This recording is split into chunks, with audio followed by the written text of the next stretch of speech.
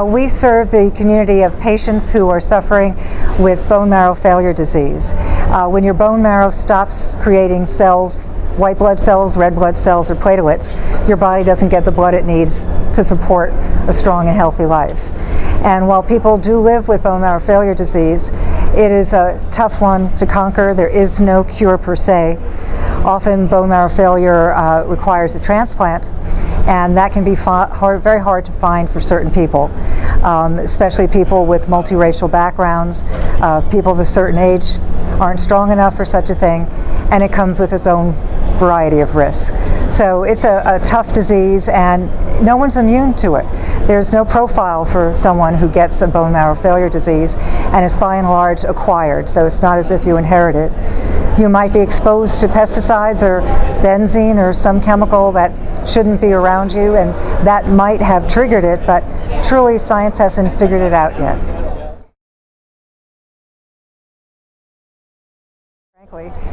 The problem with rare diseases in general, and with bone marrow failure in particular, because fewer people have these diseases, it's extremely hard to get federal funding for the research that's necessary to improve treatments, work towards a cure, and eventually make the kind of incremental progress that one day will turn out to be a cure.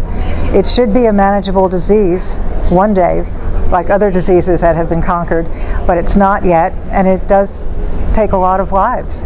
And one of the things we do is support research by giving grants every year to young researchers, young investigators who are working on certain as yet unstudied aspects of bone marrow failure. And to that end, we also have a scientific symposium for an international audience of hematologists and oncologists who are expert in this area. We're constantly trying to bring together the great minds in science to pool their resources, pool their knowledge, learn from each other, and come up with the kind of solution that will lead to an overarching cure and a manageable disease.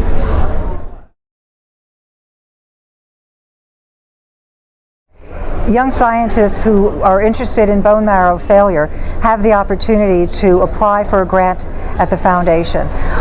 We have a large medical advisory board comprised of experts in the fields of hematology and oncology. They review these applications and pick the most unique among them from the highest ranking students, and we provide the funds for them of 2-year grants so that they can work on their particular project. And I'm so proud to say that oftentimes a couple of years down the road after these grantees have done their work, they're showing up at our scientific symposium and presenting at it because they've developed a niche of their own and they have something to provide to the greater scientific community.